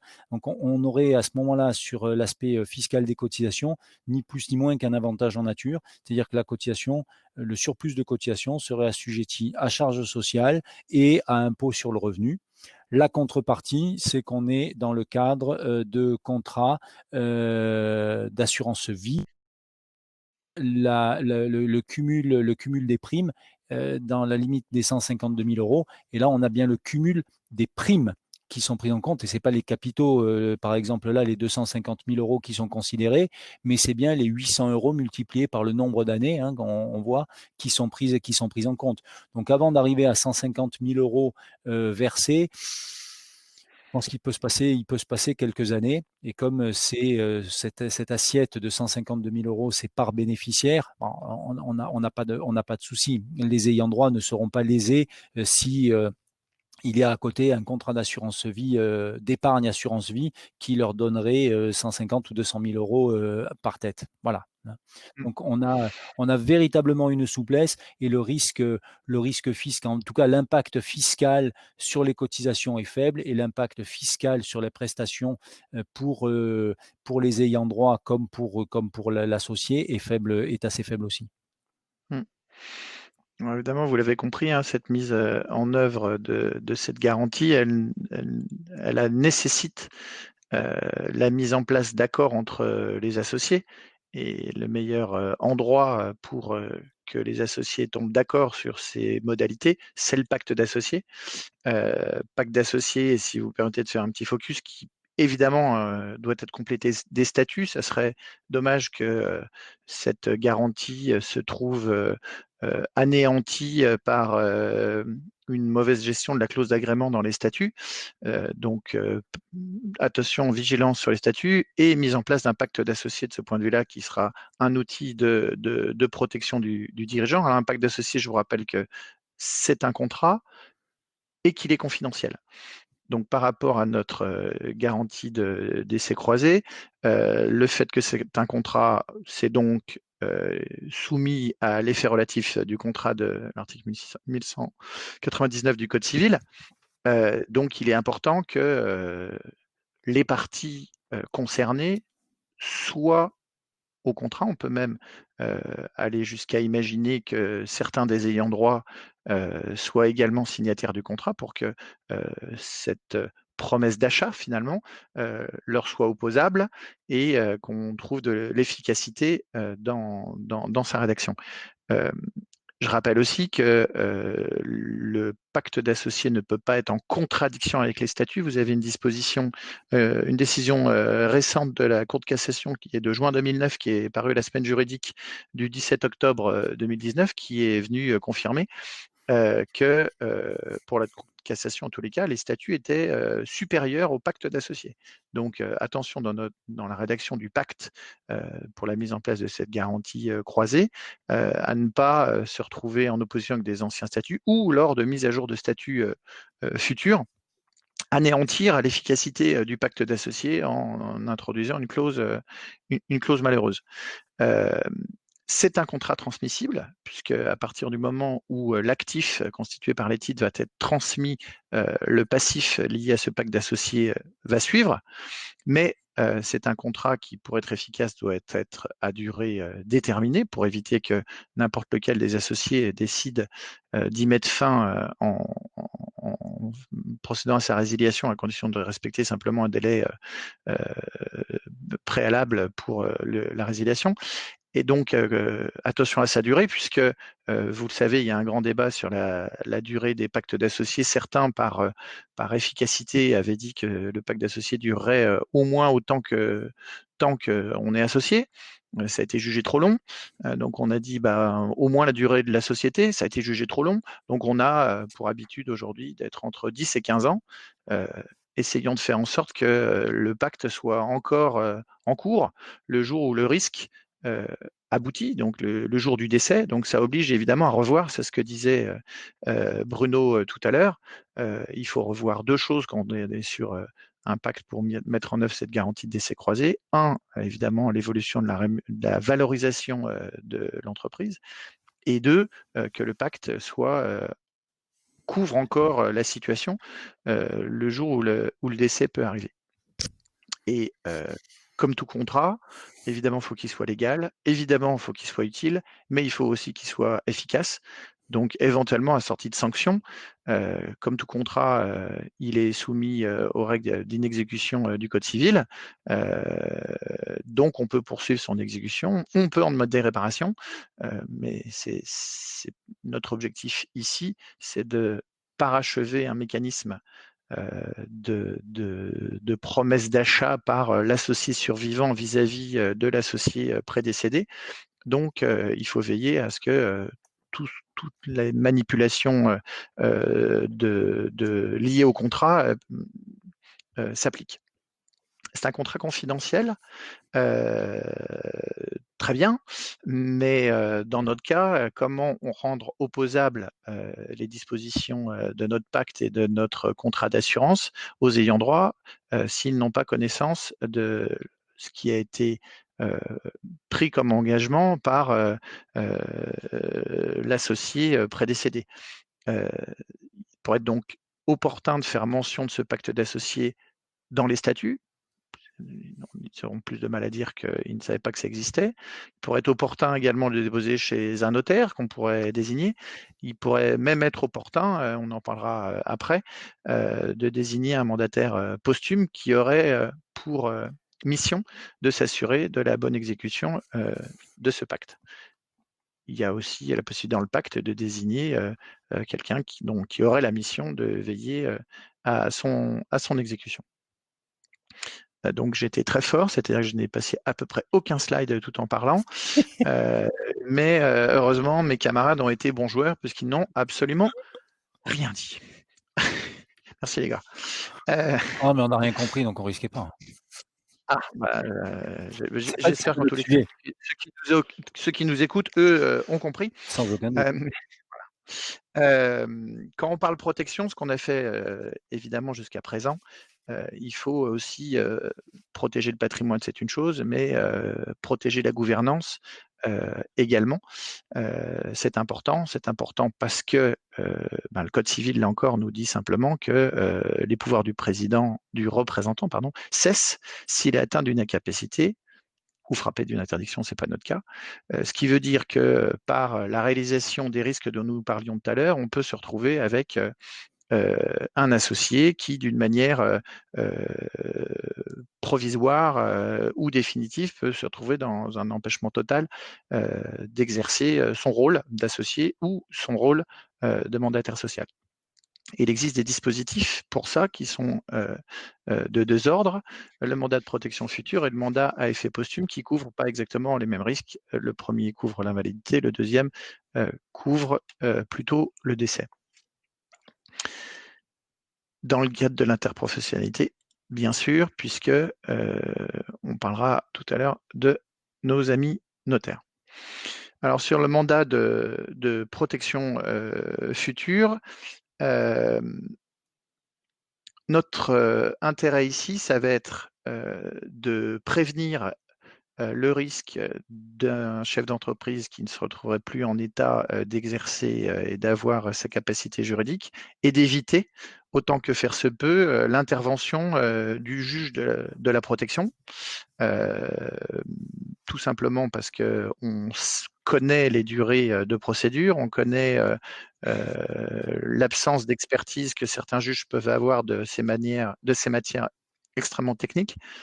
Et donc, on est quand même en face d'une entreprise qui peut se retrouver à ce moment-là sans dirigeant. Et il est urgent d'intervenir. C'est l'objet de ce mandat. On organise à l'avance la protection et on choisit à l'avance la personne que l'on chargera de cette protection. Je vais enfoncer une porte ouverte, mais évidemment, le choix de la personne doit être extrêmement éclairé. C'est-à-dire que vous lui confiez les clés du camion, donc je pense que c'est extrêmement important que vous ayez et que à plusieurs vous ayez mesuré la capacité de cette personne à accomplir cette mission, puisque vous allez lui confier parfois la protection tout simplement de votre personne, parfois de vos biens, peut-être même des deux. Alors comment ça se passe? Évidemment, on commence par la rédaction du mandat. Ça peut être un acte sous seing privé. Dans certains cas, ça sera obligatoirement un acte notarié, mais c'est peut-être un acte sous seing privé. Donc, on est à ce moment-là, comme notre client, tout à fait capable pour rédiger ce mandat. Mandat qui, pendant sa durée d'exécution et avant que le risque se réalise, peut être révoqué à tout moment parce que vous avez trouvé une autre organisation, parce que vous êtes associé, parce qu'un nouveau mandataire est venu à vos côtés et que finalement, s'agissant simplement du prisme de l'entreprise, il n'y a plus besoin. Et évidemment, le mandataire, lui aussi, peut renoncer au mandat parce qu'il estime que les choses ont changé et qu'il n'est plus à même de remplir sa mission. En cas de réalisation du risque, donc l'incapacité, le mandataire va tout simplement se présenter au greffe du tribunal avec le mandat, un certificat médical et va exécuter sa mission, contrôler son exécution. Alors quand est-ce que le mandat termine? Malheureusement au décès de celui qui a confié le mandat ou si une décision du juge des tutelles devait constater soit la déchéance, on va dire, du mandataire ou la fin de l'incapacité. Voilà. Là encore, je souligne le fait que la rédaction et et pour nous, c'est une source de réflexion parce que la rédaction est très fine à avoir, parce qu'il faut arriver à imaginer tout ce qui peut se passer dans un temps assez lointain. Et donc, il y a lieu de régulièrement repenser ce mandat en fonction des évolutions qu'il peut y avoir de la société dans la vie du dirigeant et dans l'évolution de son patrimoine. Voilà les personnes qui sont, je l'ai déjà dit, et voilà. Alors, le deuxième mandat possible dans notre cas, c'est le mandat à effet posthume. Différent, puisque dans ces cas-là, on n'est pas incapable, on est très vraisemblablement mort, ce qui est une forme d'incapacité finalement. Mais donc le mandat à effet posthume, lui, une durée plus courte, puisqu'il ne peut durer que 2 ans, et finalement, il va avoir pour mission, ce mandataire, d'exécuter les dispositions qui ont été prises par le prédécédé et de s'assurer de leur exécution. Donc ça peut être confier la mission de vendre l'entreprise au mieux des intérêts des héritiers, en considérant que le mandataire posthume est plus à même de connaître les arcanes de cette particularité. Vous avez également la possibilité de lui confier, ce que je disais tout à l'heure, la mission de s'assurer de la bonne exécution de contrats que vous avez pris dans le cadre, par exemple, du pacte d'associés avec vos autres associés. Excusez-moi, je fais... Voilà. Et c'est évidemment, là encore, une personne de confiance, hein, puisque au-delà de la confiance, c'est quelqu'un à qui il faudra donner également le pouvoir de le faire et voir la rémunération pour le faire, pour éviter que on se retrouve en face de quelqu'un qui se dise, après tout, pour ce que ça me rapporte, je ne vais pas non plus y passer trop de temps. Est-ce que sur ce point, on a peut-être des questions, des interrogations? Oui, Loïc, là, sur les... sur les emprunts bancaires, j'ai cru comprendre que les solutions avaient des impacts fiscaux qui étaient énormes, donc un enjeu véritable de conseil pour le client. Par contre, si tu peux nous expliquer, je crois que la mise en œuvre n'est pas forcément la plus aisée et la plus simple. Alors effectivement, là on est sur une autre solution qui peut être dans la prévention des risques, puisque notre associé A est décédé et se pose du coup le problème de l'assiette de ses droits de succession. On en parlait tout à l'heure pour la clause d'assurance croisée. Se pose la problématique d'assiette.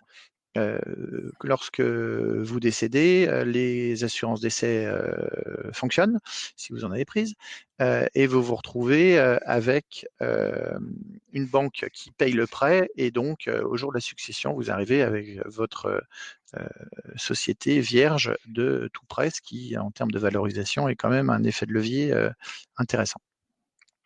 Le but de cette clause est de dire je ne vais pas consentir comme bénéficiaire à la banque, mais des ayants droit qui eux-mêmes prendront l'engagement de rembourser la banque. Ce qui veut dire qu'au moment du décès, dans mon assiette, j'aurai une entreprise qui aura encore du passif. Et en termes de valorisation, c'est pas du tout la même chose. La problématique que tu évoques, Bruno, c'est pour ça que je passe un peu vite là-dessus au vu du délai avancé de notre atelier, c'est que dans l'ADN des banques, c'est quelque chose d'un peu moins confortable. Ils sont moins à l'aise avec ça, puisqu'il y a toute une série d'obligations que doivent remplir les ayants droit, d'où l'opportunité peut-être de désigner un séquestre. Enfin, c'est une efficacité de cette construction qu'il faut arriver à vendre à un banquier qui, lui, résonne quand même fortement en termes de risque et c'est plus simple quand ils maîtrisent de A à Z la totalité du remboursement du capital. Donc, vous verrez dans les slides comment ça se met en œuvre et vous verrez que la jurisprudence s'intéresse fortement également à cela et que on a quelques possibilités de négociation avec les banquiers pour arriver à cette évidence. Hein. Très honnêtement, en matière de calcul des droits de succession, c'est évident qu'il ne faudrait pas faire une clause d'assurance décès où la banque est désignée comme bénéficiaire. Mais parfois la vie ne se passe pas exactement comme on voudrait. C'est ça, mise en œuvre complexe, donc effectivement. Exactement. Hop, excusez-moi, je passe donc. Vous aurez, alors pardon, si je peux revenir en arrière. Voilà. Quand vous voyez l'impact, hein, vous avez un slide là-dessus. La différence est quand même extrêmement significative en matière de conséquences fiscales. À vous de jouer. Alors, un dernier point dans l'anticipation et dans la protection du dirigeant et des risques. Tout à l'heure, Bruno et Marc nous disaient qu'il y a un risque qui est sûr de se réaliser, c'est le décès, et comment on peut arriver à anticiper un certain nombre de choses pour que, au moment où ce risque se réalisera, la protection soit la plus totale. Alors,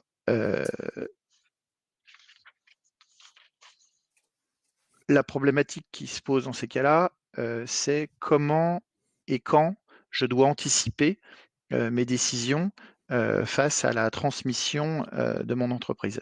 Il y a différents degrés d'anticipation et il y en a un qui est évident, simple, et ça serait presque un défaut de conseil de ne pas l'avoir proposé à nos clients, c'est le pack du trail. Le pack du trail, c'est comme si vous deviez ne pas assurer votre résidence principale contre l'incendie ou tout autre risque. L'objectif, c'est d'alléger le coût fiscal des transmissions à titre gratuit des titres de société ou des entreprises individuelles. C'est un peu significatif puisque en base d'imposition, on a une réduction de 75% des droits de succession ou des droits de donation. Comment on fait? Dès que c'est un engagement. Je suis associé de mon entreprise ou nous sommes associés d'une société. Je vais m'engager à conserver mes titres pour une durée de 2 ans.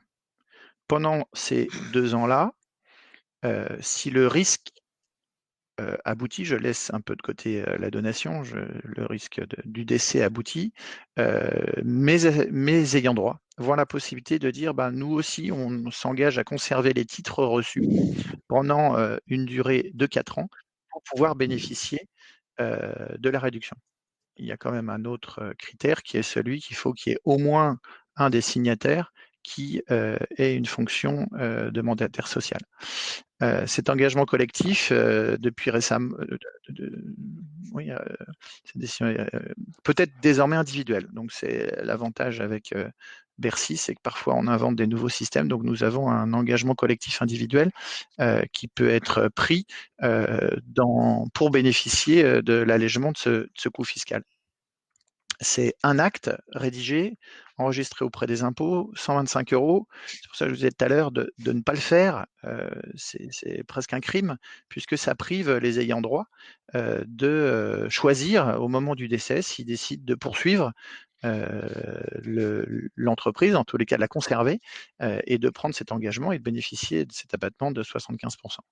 Au pire, évidemment, s'ils devaient 2 ans ou 3 ans plus tard renoncer à cet engagement, ils subiraient évidemment les conséquences d'un recalcul des droits de succession sans bénéficier de la réduction, avec les pénalités qui vont avec, mais peut imaginer que s'ils renoncent, c'est qu'ils ont vendu, et on peut imaginer que s'ils ont vendu, ils auront donc les moyens de faire face à ces droits, ce qu'ils n'avaient vraisemblablement pas comme moyen au jour du décès.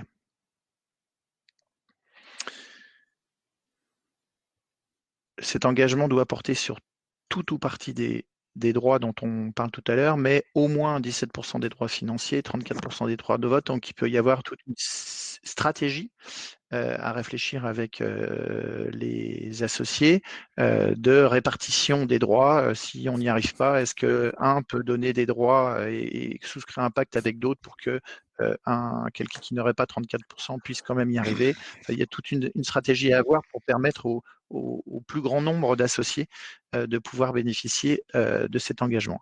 Alors quand on regarde en termes de chiffres, Madame Paul vieillit de plus en plus puisque maintenant elle a 56 ans, le temps passe. Tout augmente. Marc et Sophie, ce qui me fait penser à un vieux truc, sont désormais, ses enfants et l'entreprise est désormais évaluée à 3 millions d'euros. Marc, lui, souhaite reprendre l'entreprise de sa mère et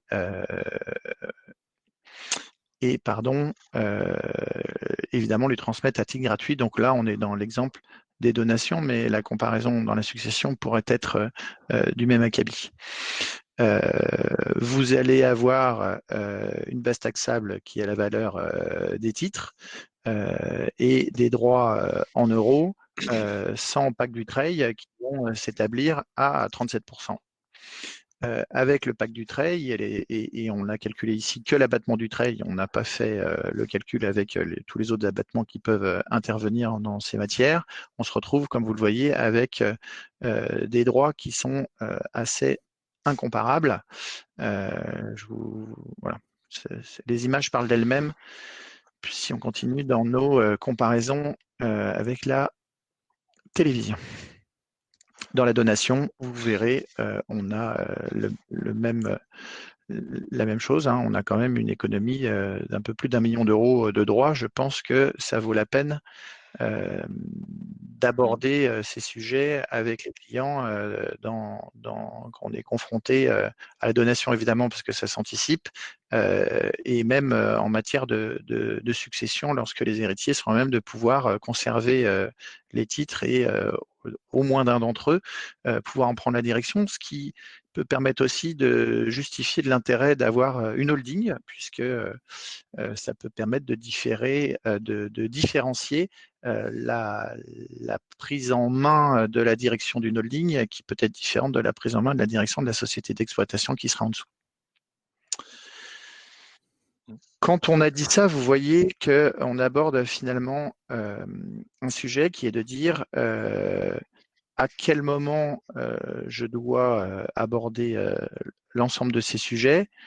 Et tout ça ne peut pas être abordé sereinement si on n'a pas un audit de la situation en disant dans quel état je suis aujourd'hui si je ne fais rien, qu'est-ce qui va se passer pour mes associés, mes enfants, mon épouse, mon époux, si je ne fais rien, et comment je peux faire pour anticiper. Et quand on parlait tout à l'heure de la force est en nous, la force de l'anticipation est en nous, et la force des équipes est également en nous lorsque on parle de l'anticipation et de la protection. Oui, n'est-ce pas, Marc? Tout à fait, merci Loïc. On voit bien qu'il y a je partage mon écran. On voit bien qu'il y a des enjeux.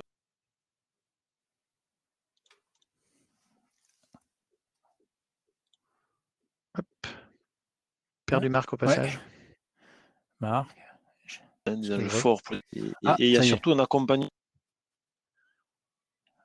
Marc, on t'entend très mal. On a un problème de réseau chez toi.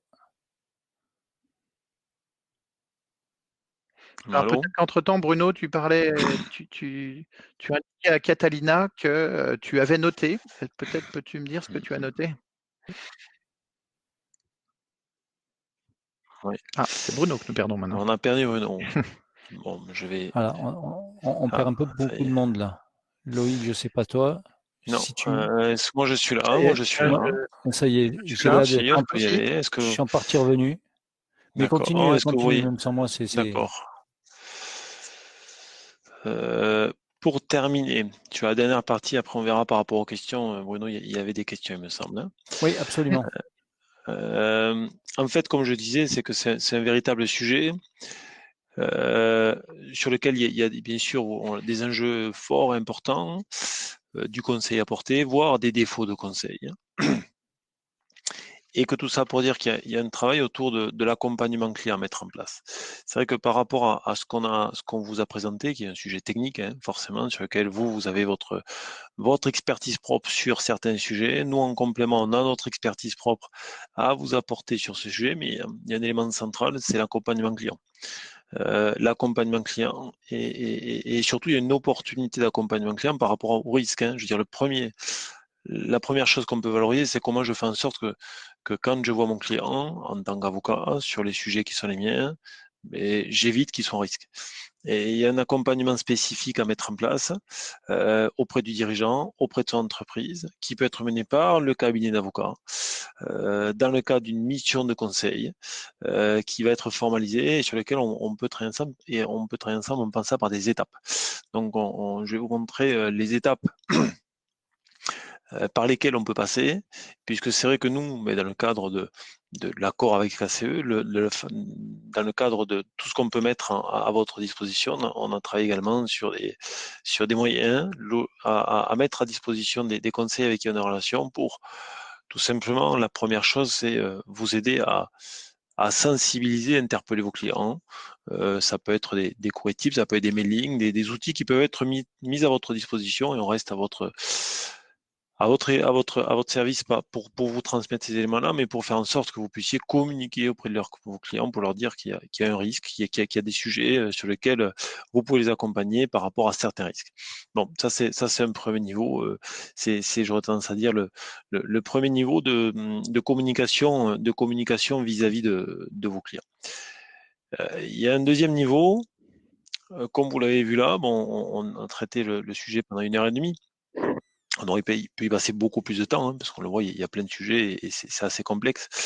Mais on peut aussi, au sein de vos cabinets, vous proposer des formats de réunion pour sensibiliser, sensibiliser vos associés, vos collaborateurs sur ce sujet-là, mais également on peut le décliner, on peut l'imaginer en réunion client. Hein, ça peut être une réunion client qui peut être déclinée même en mode visioconférence. Hein, c'est quelque chose que l'on fait avec des conseils, experts comptables, avocats pour décliner cette thématique avec les moyens qui sont les nôtres aujourd'hui, avec le digital. Ça peut être un bon moyen de sensibiliser vos clients et de co-animer cette thématique telle qu'on l'a faite aujourd'hui. Marc, juste, je précise quelque chose pour nos auditeurs. En aucun cas, les animations que nous pourrons faire dans vos cabinets ne vous permettent de valider des heures au titre professionnel. Donc, je le précise parce que il n'y a pas très longtemps, il y a un expert comptable qui nous a fait le coup. En revanche, ouais, mais nous c'est pas les heures qu'on validera, c'est l'expérience, mon cher Bruno. Mais en revanche, puis Loïc est peut-être aussi un témoin, même s'il le souhaite, mais avec les régions ACE, nous intervenons régulièrement sur des sujets et en 2021, c'est un sujet qui sera dans ce qu'on pourrait appeler notre Tour de France. Et là, ce que vous avez, en tout cas, si vous avez envie de revoir ce sujet-là, on peut intervenir en région et dans la mesure où on intervient en partenariat avec ACE ayant l'agrément CNB, les réunions auxquelles vous pouvez participer valident des heures au titre de votre formation professionnelle obligatoire. Voilà, je referme la parenthèse. Okay. Alors, au-delà de ça, pour en ouvrir une moi juste avant Marc pour un partage d'expérience, c'est que j'ai utilisé ce partenariat que AG2R avec la CE, moi, dans mon exercice professionnel, et je peux vous dire le confort qu'on a de manier les concepts, c'est une chose, de pouvoir précisément procéder à un audit sur mesure du dirigeant qu'on a en face de nous pour pouvoir confirmer ces concepts et pour ensuite mettre en place des solutions qui lui sont adaptées. C'est un gain de temps. Parce qu'on partage ça avec les assureurs et surtout, ça reste, ce n'est plus un concept, c'est du cas concret et adapté au chef d'entreprise. Donc, ça lui parle évidemment bien plus. Merci, merci Loïc pour cet enrichissement. Donc, une fois qu'on a fait ça, en effet, qu'on peut faire aussi dans nos cabinets pour accompagner vos clients et les sensibiliser, c'est aussi les identifier parce que c'est pas évident. En fait, vous voyez, quand on voit ces sujets-là, on se dit tous les clients sont concernés. Parce que c'est vrai que tout le monde est concerné par ces risques-là. Il y en a qui sont peut-être plus prioritaires que d'autres parce qu'il y a des risques qui sautent aux yeux beaucoup plus facilement sur la protection de sa famille, sur la protection éventuelle de ses associés, sur la protection de son entreprise.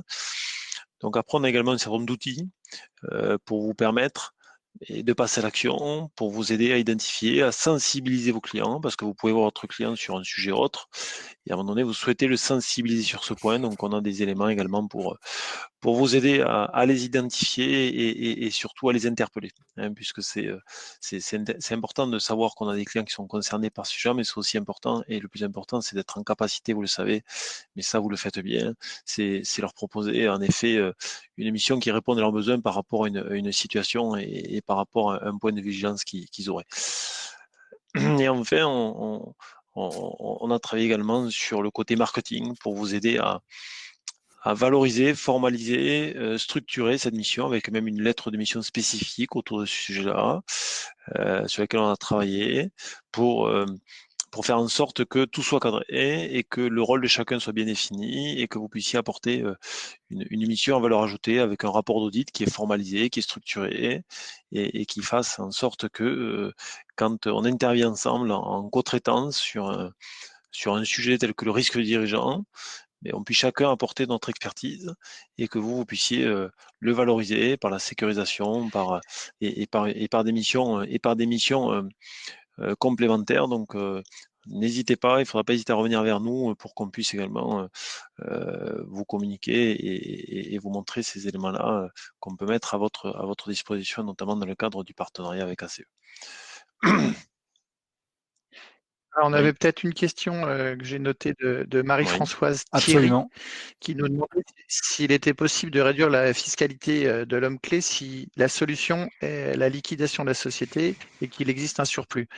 Alors, peut-être que déjà au niveau du principe même, l'assurance homme clé, elle a plutôt pour finalité de faire en sorte que la société se poursuive et les moyens de poursuivre. Alors on peut imaginer que ça n'ait pas suffi et que la société se retrouve dans un état de liquidation, mais qui pour moi, enfin, sauf à ce qu'on change l'état d'esprit du contrat et que Marc et Bruno me contredisent, la possibilité pour une société, après avoir touché l'assurance somme clé, de faire une liquidation amiable pour capter le résultat de l'assurance somme clé, pourrait être un débat, mais en tout cas, je vois mal comme un objectif fiscal d'organiser comme ça une assurance somme clé. Ouais, à la limite, cette question de surplus pourrait peut-être peut exister sur ce qu'on a évoqué, les garanties croisées entre associés, où là, il peut y avoir un surplus par rapport à la valorisation des parts. Maintenant, si la société est liquidée, malheureusement, et que elle est liquidée avant que toute la garantie homme-clé n'ait été utilisée pour payer tout ce qu'il y a à payer, il est vraisemblable à ce moment-là que ça finisse dans les mains du mandataire liquidateur pour payer les créanciers prioritaires. Mais c'est sûr que si c'est une liquidation amiable, ça pourra effectivement être dans le bonnier de liquidation à partager, mais on ne peut pas l'organiser comme tel. Ce sera parce que les faits auront fait en sorte que la société finalement n'aura pas trouvé les moyens de poursuivre son activité malgré le versement de cette indemnité au titre du contrat. Ouais, clairement. Y a-t-il d'autres questions? Est-ce que certains d'entre vous veulent prendre la parole puisque, d'après ce que j'ai compris, vous avez la capacité de partager votre micro et même les images pour nous interpeller? Il nous reste encore une vingtaine de minutes, donc n'hésitez pas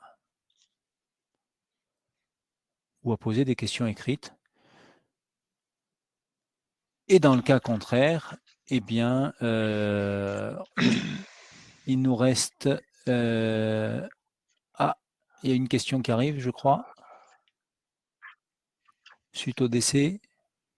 Je vois... Il s'agissait d'une liquidation amiable suite au décès de l'associé unique qui était dirigeant. Donc j'imagine qu'il était bénéficiaire d'une assurance somme clé, que les associés restants ont décidé plutôt que d'utiliser l'assurance somme clé pour poursuivre l'activité, ont décidé d'entamer une procédure de liquidation amiable et que il a fallu, j'imagine, c'est une liquidation amiable et dans le cadre de l'affectation de ce boni aux nouveaux associés, je comprends qu'ils aient pu avoir une fiscalité différente, mais je vois mal comment on peut organiser le contrat dans ce sens. C'est le hasard des faits qui a créé cette situation. Donc, le fait de l'anticiper d'un point de vue fiscal pour mieux le gérer me paraît difficile. En tous les cas, on a intérêt à bien lire le contrat d'assurance somme clé pour être sûr dans sa rédaction de la destination qui est réservée au capital lié à cette assurance.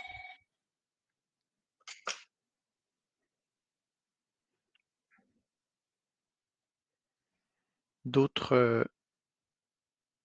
questions sur ces anticipations?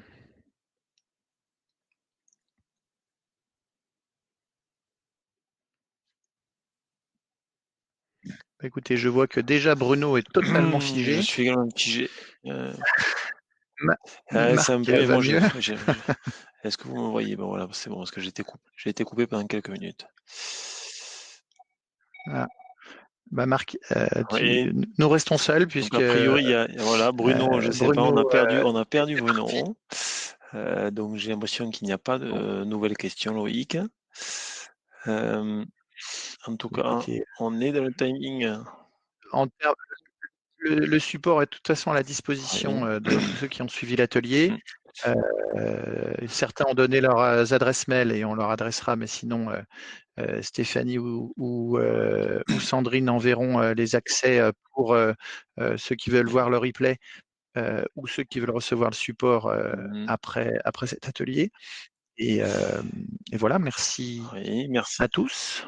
Marc, Oui, mais un petit merci, dernier merci mot. à tous d'être venus sur notre atelier en espérant que ça a été instructif pour vous et que vous ayez appris des choses. Merci à Loïc et merci à Bruno, voilà, pour cette co-animation. En tout cas, on a été ravis de co-animer, d'animer ce sujet avec Loïc dans le cadre d'ACE.